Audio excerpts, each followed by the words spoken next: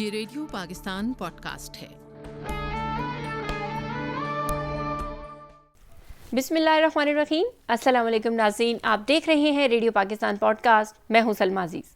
आज मेरे साथ इस पॉडकास्ट में बहुत ही ख़ास मेहमान मौजूद हैं और वो मेहमान मल्टी टैलेंटेड हैं। मेरे साथ मौजूद हैं सैयद इमाद हाशमी। सैयद इमाद हाशमी को ये एज़ाज़ हासिल है कि आप पाकिस्तान के पहले यंग स्काई डाइवर हैं। आपने थाईलैंड में 14,000 फुट की बुलंदी से छलांग लगाकर एक नया रिकॉर्ड कायम किया है। यही नहीं, आपको स्पोर्ट्स का इतना शौक है कि आप स्पोर्ट्स की जिस कैटेगरी को चूज़ करते हैं उसमें अलग ही अलग रिकॉर्ड कायम करते जाते हैं। तो चलिए आपको मिलवाते हैं सैयद इमाद हाशमी से और जानते हैं कि वो ये सब कैसे कर लेते हैं। अस्सलाम वालेकुम इमाद। वालेकुम सलाम। बहुत शुक्रिया जी, आपने हमें ज्वाइन किया। बहुत शुक्रिया, आपका इनवाइट किया। ये बताइए कि ये स्काई डाइविंग, हमने तो ये नाम ही पहली दफ़ा इस तरह से सुना है। ज़्यादातर पाकिस्तान में डिफरेंट स्पोर्ट्स का जिक्र हो रहा होता है और ये एक नया नाम लगता है। क्या है ये स्काई डाइविंग? तो स्काई डाइविंग वो होती है कि जब आप किसी मूविंग ऑब्जेक्ट से छलांग लगाते हैं, और स्काई डाइविंग की जो मेन चीज़ है वो होती है फ्री फॉल।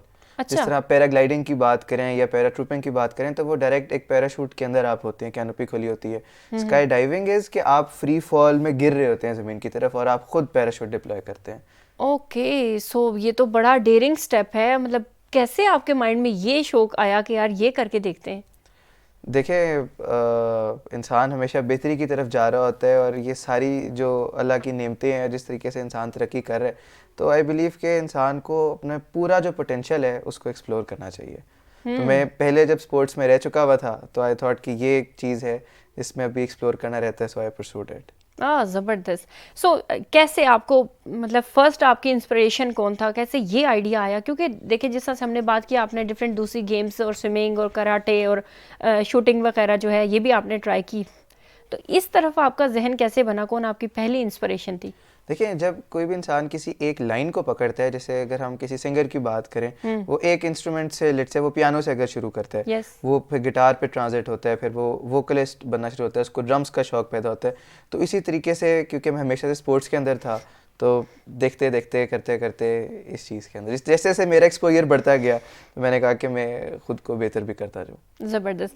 लेकिन अब ये जो आपने फील्ड चूज़ की है, तो ये तो मैं समझती हूँ कि बहुत ही ज़्यादा मतलब हिम्मत और हौसला चाहिए। कुछ लोगों को जैसे कि हाइट फोबिया होता है और वो नहीं करना चाहते, और कोई जिसमें लाइफ रिस्क ज़्यादा है। तो आपने जब ये चूज़ किया और आपने फैमिली के साथ डेफिनेटली डिस्कस किया होगा, तो क्या फैमिली सपोर्ट आपको भी उसी तरह मिली जो दूसरी फील्ड के लिए मिलती है? नहीं, असल में अनफॉर्चुनेटली पाकिस्तान में एक मिसकंसेप्शन है स्पोर्ट्स को लेके। वो स्पोर्ट्समैन को ना इतना अच्छा समझा जाता है, ना उसको इतना सपोर्ट किया जाता है। तो मुझे पहले भी कोई इतनी, अगर आप ओवरऑल फैमिली की तरफ से बात करें तो सपोर्ट नहीं थी, बट मेरी मदर बड़ी सपोर्टिव थी। अच्छा। बट अगेन क्योंकि ये एक्सट्रीम स्पोर्ट्स है तो ये तो आप घर में किसी को भी बताएं तो वो एकदम से पैनिक कर देंगे, नहीं नहीं ये नहीं करना, यार कोई और काम कर लो, ये छोड़ दो। बिल्कुल बिल्कुल। तो जब मैंने लाइसेंस कर लिया था उसके बाद फिर मैंने जो है बताया था। मामा का क्या रिएक्शन था? उन्की मुझे कॉल आई थी। अच्छा, उन्होंने क्या बोला? मुझे कॉल आई थी, कहती हैं किससे वीडियो एडिट करवाई है। मैंने कहा ये वीडियो उन्होंने कहा वीएफएक्स डाले हैं। उन्होंने कहा कि ये वीएफएक्स। मैंने कहा नहीं नहीं मैंने वाकई की हुई है। तो लेकिन 1-2 मिनट के बाद उनको यकीन आ गया था, उन्होंने कहा कि बता आगे करते हैं ये क्या किया है, इस तरह से। उनका तो फर्स्ट ही होगा कि यार मेरा बेटा ये सुपर हीरो, मैं हैरान, मुझे भी नहीं पता था। हाँ नहीं, लेकिन उन्होंने बड़ा अप्रिशिएट किया। उन्होंने अच्छा। कहा कि बड़ा अच्छा किया, और उन्होंने कहा कि इसको परसू करो। मेरी पहली जो जंप थी उसके अंदर मेरी इंजरी भी हुई थी। मेरा अच्छा। जो नी है और एंकल है उस पर स्प्रेन आया था और मैं 2 हफ्ते के लिए बेड पे था। ओह तो माय गॉड। बट मैं ये भी नहीं बता सकता था क्योंकि मैंने यही नहीं बताया था आपने ये कि बात नहीं बताई थी अम्मी को? नहीं बताई थी। ये जब मेरा लाइसेंस वगैरह ख़त्म हो गया, जब उनको मैंने बताया, फिर मैंने तब बता दिया था कि ऐसे ऐसे हुआ था। ओके, सो आप बड़े बहादुर हैं। आपने एक चीज़ को इरादा किया और उसको माशाल्लाह जब उसको परसू करने के लिए जा रहे हैं तो उसमें आए चैलेंजेस को भी आपने खुद ही संभाल लिया। जी जी बिल्कुल। एक एथलीट की अपब्रिंगिंग इस तरीके से होती है कि वो अपने जो भी चैलेंजेस आ रहे होते हैं उसको ओवरकम करना सीख जाता है।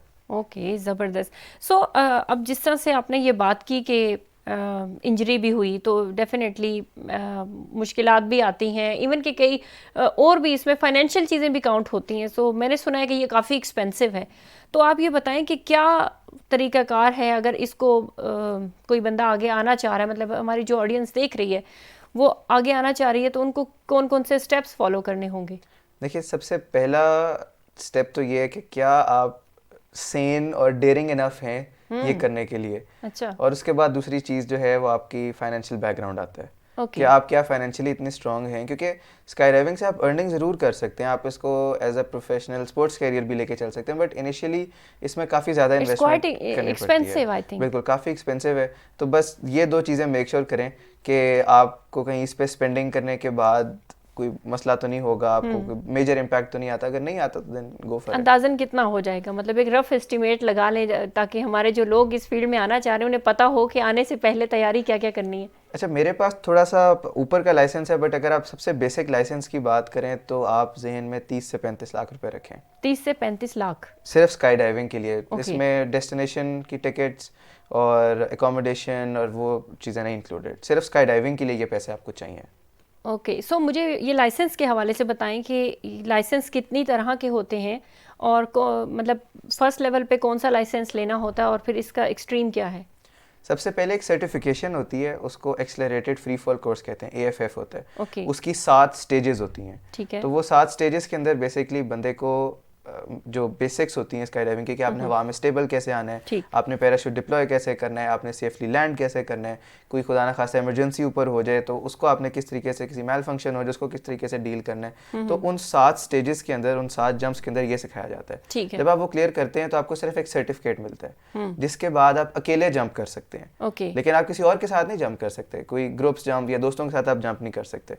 उसके बाद पहला लाइसेंस आता है जिसको A लाइसेंस कहते हैं। उस लाइसेंस के लिए आपके पास मिनिमम 25 जंप्स होनी चाहिए। ओके। और आपको पैराशूट पैक करना आना चाहिए, और आपको USPA के एग्जाम्स देने होते हैं। ओके। तो वो ऑनलाइन एग्जाम्स होते हैं, उसकी बुक्स वगैरह हैं, वो आप बुक्स वगैरह पढ़ते हैं। अच्छा। सारी चीज़ें करके, और फिर उसकी चेक जंप्स होती हैं, उसमें थोड़े से और मैनूवर्स ऐड हो जाते हैं कि जी आपने आगे जाना है, पीछे आना है, आपने हवा में अपनी फ्री फॉल को अगर स्लो करना है, ऊपर जाना है, नीचे आना है, ये सारी चीज़ मैनूवर्स उसके अंदर ऐड हो जाते हैं। तो ये जो कोर्स करवाया जाता है इसमें प्रैक्टिकल भी करवाए जाते होंगे? प्रैक्टिकल जी बिल्कुल, जंप प्रैक्टिकली ही वो मतलब करवा देते हैं। सिंपल बुकिश मटेरियल नहीं है, बल्कि बुकिश तो सिर्फ एक एग्जाम का पार्ट है, बट बाकी सारा कुछ एक्चुअल में हवा में हो रहा होता है। ये तो एक सर्टिफिकेट, इससे नेक्स्ट में क्या है? इसके बाद आता है B लाइसेंस। जो B लाइसेंस है उसके अंदर आपको 2 और चीज़ें मजीद ऐड हो जाती हैं। एक होती है वाटर ट्रेनिंग, कि अगर आप पानी के अंदर लैंड कर जाएं, समंदर के अंदर लैंड कर जाएं, अच्छा। तो आपने उस कैनोपी से निकलना कैसे, अपने आप को सबसे पहले सेफ कैसे करना है ओके। आपने। फिर उसके अंदर आता है कैनोपी पायलटिंग कोर्स। उसके अंदर जो पैराशूट है उसको हैंडल करने का और उसके और इन डेप्थ आपको जो है वो सिखाया जाता है। और साथ में फिर आपको अगेन B लाइसेंस के इम्तिहान देने होते हैं। वंस वो आपके इम्तिहान क्लियर हो जाएं तो फिर आपको B लाइसेंस मिल जाता है। फिर उसके बाद आता है C लाइसेंस। ओके।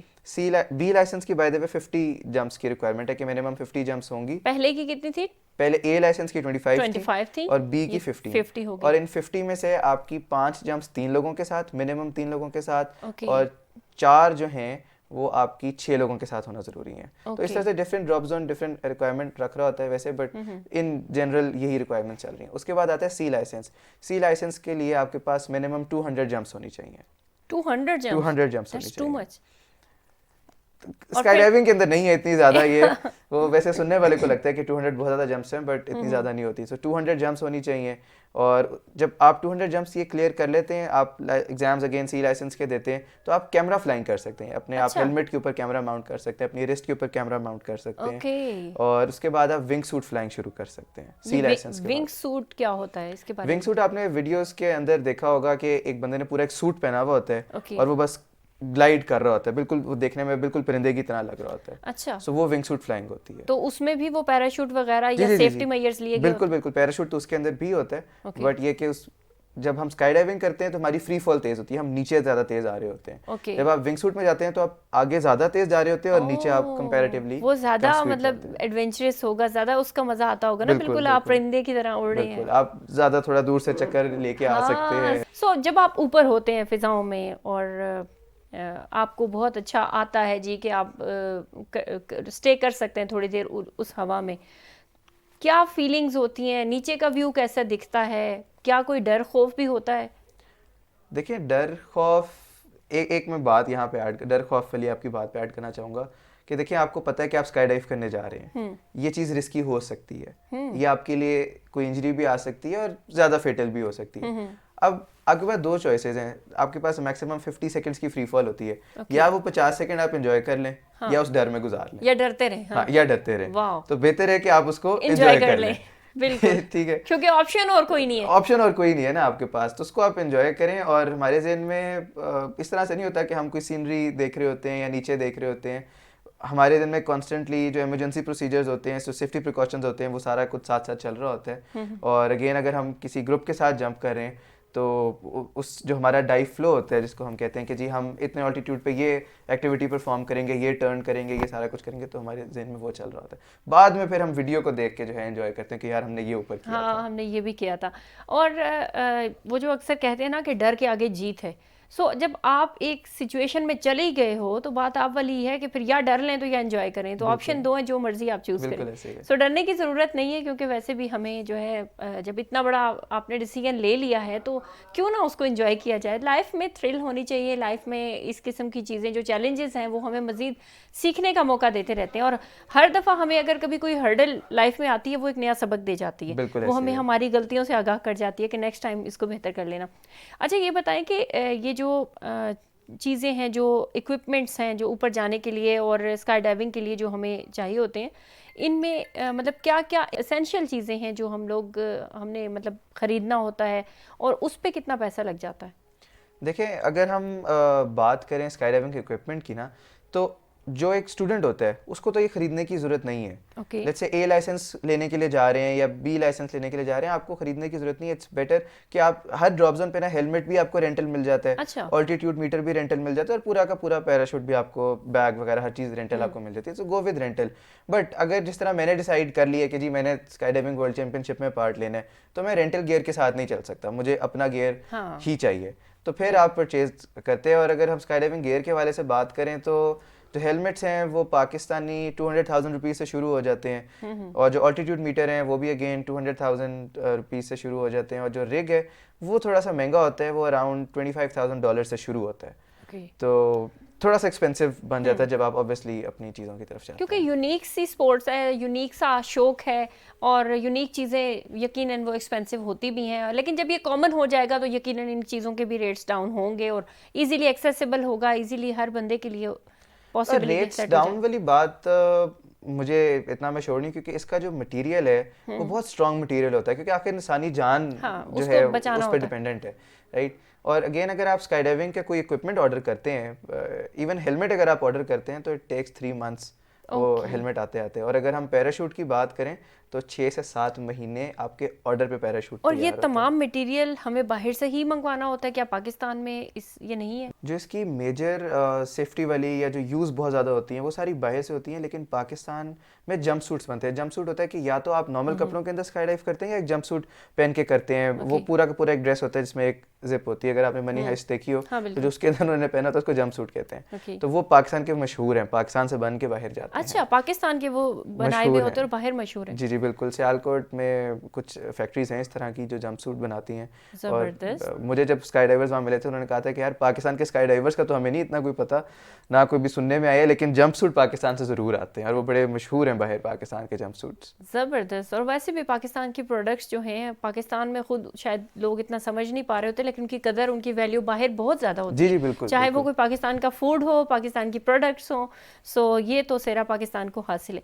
अच्छा ये बताएं कि ये जो ट्रेनिंग है ये भी पाकिस्तान में करवाई जा सकती है? देखिए, स्काई डाइविंग की जो ट्रेनिंग है ना वो कोई भी इंस्ट्रक्टर करवा सकता है। ओके जिस बंदे के पास इंस्ट्रक्टर रेटिंग है, AFF रेटिंग है, वो किसी भी बंदे को स्काई डाइविंग के लिए तैयार कर सकता है। उसको सिर्फ जहाज और प्रॉपर एक जगह चाहिए वो करवाने के लिए। कोई इस तरह से नहीं होता कि आप USPA से जी पूरी लाइसेंस लेते हैं जी कि हम इस जगह पे ये ट्रेनिंग कराएंगे, नहीं। अगर एक बंदा सिखा सकता है और उसके पास जगह है, फैसिलिटीज़ हैं, तो वो किसी भी बंदे को सिखा सकते हैं और उसके सारे एग्जाम्स वगैरह वो दिलवा सकते हैं और वो USPA की तरफ से सारा कुछ क्लियर हो जाएगा। बट पाकिस्तान के अंदर अभी कमर्शियली कोई ड्रॉप जोन ऑपरेट नहीं होता कि जहाँ पे कोई भी सिविलियन बस जाए और जाके जंप कर ले। SSG वाले स्काई डाइव करवाते हैं, बट आई बिलीव वो सिविलियन्स के लिए भी ओपन नहीं है। ओके ज़बरदस्त। अच्छा, अब अगर हम देखें तो ये तो एक हो गया ना शौक की हद तक, अगर आप इवन कि आप अफोर्ड भी कर सकते हो तो डेफिनेटली जाना चाहिए। बट अगर कोई इसको एज ए करियर ज्वाइन करना चाहता है कि वो इसमें आगे कुछ अर्न भी करे, तो क्या ऑप्शंस हो सकते हैं इसमें अर्निंग के हवाले से लोगों के लिए? और ये बताएं कि क्या इसका कोई फ्यूचर आपको नज़र आता है कि इसमें पाकिस्तान में भी कुछ कामयाबियाँ हो सकती हैं लोगों को? देखिए, अगर हम सिर्फ स्काई डाइविंग की बात करें ना, तो इसका स्कोप बहुत ज़्यादा है। आप इसमें इंस्ट्रक्टर बन सकते हैं, आप कैमरा फ्लाइंग कर सकते हैं, उसके बाद आप कॉम्पिटिशन्स के जज बन सकते हैं। अच्छा, एक होता है मेन पैराशूट हमारा, एक होता है रिजर्व। तो मेन तो आपको ए लाइसेंस में सिखा देते हैं पैक करना। जो रिजर्व है ना, रिजर्व पैक करने के लिए आपको एक अलग लाइसेंस चाहिए। उसको रिगर कहते हैं उस बंदे को, जो रिजर्व पैक करता है। रिगर कहते हैं उस बंदे को। तो जो रिगर होता है वो भी बड़ा हाईली पेड होता है, और रिजर्व पैक करते हुए तकरीबन 6 से 8 घंटे लग जाते हैं। बट आप कह लें कि एक दफ़ा आप रिजर्व पैक करवाएं तो आपको $600 देना पड़ता है। तो $600 देना पड़ता है। तो जो रिगर्स हैं उनकी भी काफ़ी डिमांड होती है, वो बड़े कम हैं दुनिया में रिगर्स। सो अगेन मतलब स्काई डाइविंग के अंदर और बहुत सारी फील्ड्स हैं, सिर्फ जंप नहीं है।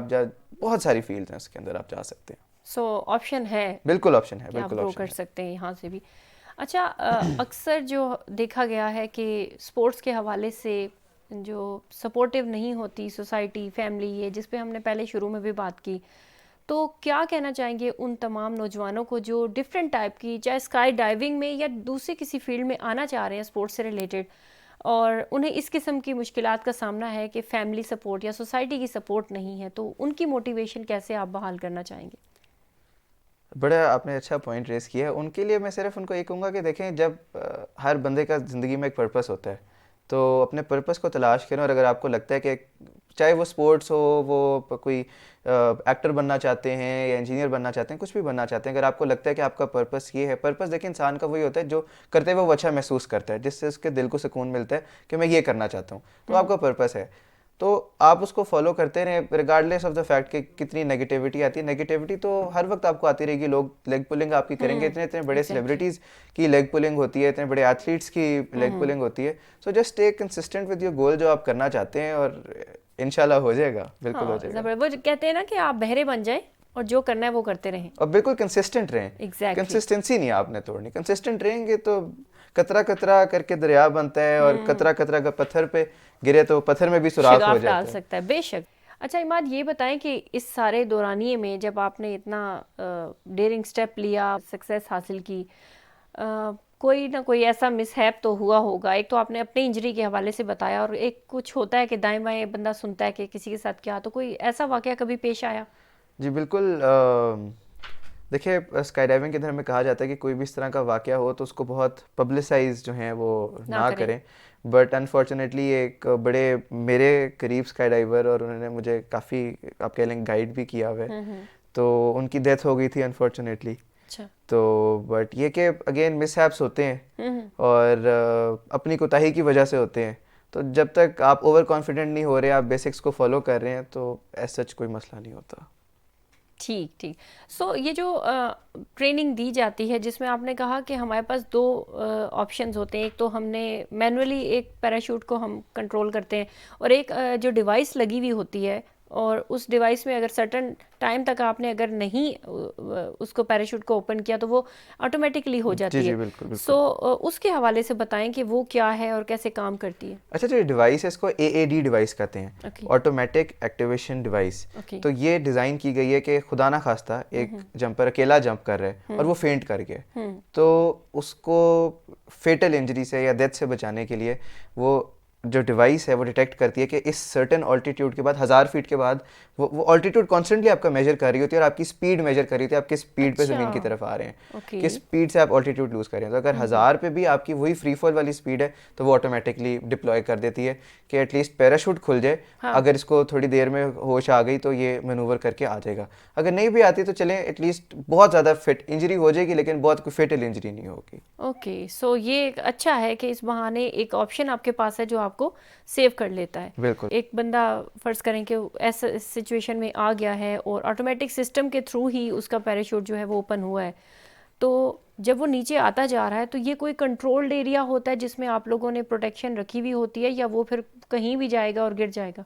देखिए, लैंडिंग के लिए ना एक प्रॉपर लैंडिंग एरिया डिजाइंड होता है, और उसका एक लैंडिंग पैटर्न होता है। इस तरह से नहीं होता कि आपका कहीं भी दिल किया, आपने पैराशूट खोला और आप लैंड करके, नहीं, आपको एक प्रॉपर लैंडिंग पैटर्न फॉलो करना पड़ता है, जिसमें सारे स्काई डाइवर्स उस पैटर्न को फॉलो करते आते हैं। वरना इमेजिन करें ना, एक बंदा यहाँ से आ रहा है, यहाँ से आ रहा है, दोनों की टक्कर हो जाए, तो वो भी एक इंजरी का बायस बन सकती है। सो एक लैंडिंग पैटर्न होता है सारा कुछ। बट अगेन, जो बंदा फेंट हो गया है तो उसको तो पता नहीं चलेगा, मैंने कहा उसको पता नहीं लगेगा, तो उसके पास कोई ऐसा कंट्रोल भी नहीं होता। सो वो हो सकता है कि वो पानी में लैंड कर जाए या किसी दरख्त पे लैंड कर जाए या कहीं सड़क पे या उस जगह से लैंडिंग एरिया से थोड़ा सा बाहर लैंड करे, तो इस तरह की चीज़ हो सकती है, बिल्कुल हो सकती है। दरख्त पे लैंड किया फिर तो बड़ी मुश्किल है उसके लिए उसको। दरख्त पे लैंड करना इज़ कंपैरेटिवली सेफ, बजाय कि आप डायरेक्ट ज़मीन पे उस स्पीड पे जाएं। दरख्त तो आप कम चोटें लगेंगे, दरख्त की ऊंची हाइट पे अगर आप करें, बाद में क्रेन आपको उतार लेगी और पैराशूट या ऊपर कहीं फंस जाएगा तो आप थोड़ी देर के लिए दिखाई तो दे जाएंगे कि बिल्कुल यहाँ कुछ बिल्कुल अटका हुआ दिखाई है, दे और जबकि जाएंगे। पानी में आप इवन चले गए और जी आपको बिल्कुल। अच्छा, इनको स्विमिंग भी तो सिखाते ही होंगे ना कि अगर आप पानी में गिर जाते हैं तो फिर आपको पता तो हो। स्विमिंग नहीं सिखाते, but water training B licence का पार्ट होता है। तो उसके अंदर आपको बताया जाता है कि क्योंकि देखिए अगर आप पानी की तरफ जा रहे हैं, आपको नजर आ गया आप पानी की तरफ जा रहे हैं, सो आपकी जो वाटर ट्रेनिंग है,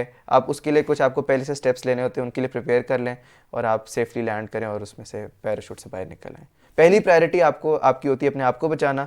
दूसरी पे अगर आपको आपका रिग पैराशूट नजर आ रहा है तो आप उसको भी पकड़ लें, बट पहली प्रायोरिटी पे ऑब्वियसली आपने अपने आप को बचाना है। ठीक ठीक ठीक, ज़बरदस्त। अच्छा, वो जो दरख्त वाली बात हुई तो मुझे वो याद आया ना, आसमान से गिरा खजूर में अटका। तो वो है कुछ इस किस्म की सिचुएशन भी शायद कभी पॉसिबल हो सकती होगी, लेकिन अल्लाह सबको महफूज रखे। अच्छा इमाद, ये बताएं कि स्काई डाइविंग के हवाले से कोई इंटरनेशनल कॉम्पिटिशन्स भी हैं, कोई चैम्पियनशिप, कोई ऐसी चीज़ होती है कि जिसमें आप पार्टिसिपेट करें, और चूँकि पाकिस्तान का नाम रोशन करने की बात है तो आपको मज़ीद चांसेस मिलने चाहिए? जी 2025 के अंदर स्काई डाइविंग वर्ल्ड चैंपियनशिप आ रहा है, जिसके अंदर इंशाल्लाह मैं पार्टिसिपेट करूंगा। बट ऑब्वियसली थोड़े सा ज़्यादा फाइनेंसेस रिक्वायर्ड हैं, so I am looking for sponsors कि कोई कंपनी या गवर्नमेंट, कोई ब्रांड मेरे साथ अगर अपने नाम को एसोसिएट कर ले, सो ऑब्वियसली वो मेरे लिए फाइनेंशियल असिस्टेंस हो जाएगी और उनके लिए एक एडवर्टाइजमेंट अपॉर्चुनिटी हो जाएगी। So it will help me in the training process. और ये पाकिस्तान की हिस्ट्री के अंदर पहली बार होगा कि कोई स्काई डाइवर पाकिस्तान को वर्ल्ड चैंपियनशिप के अंदर रिप्रेजेंट कर रहा होगा। ज़बरदस्त ज़बरदस्त, इंशाल्लाह जी, wish you best of luck for that championship.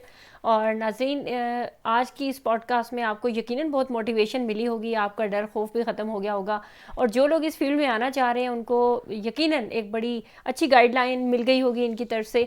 सो मुझे आज की इस पॉडकास्ट में इमाद को भी इजाज़त दीजिए, मिलते हैं किसी नेक्स्ट पॉडकास्ट में, तब तक के लिए अल्लाह हाफिज़।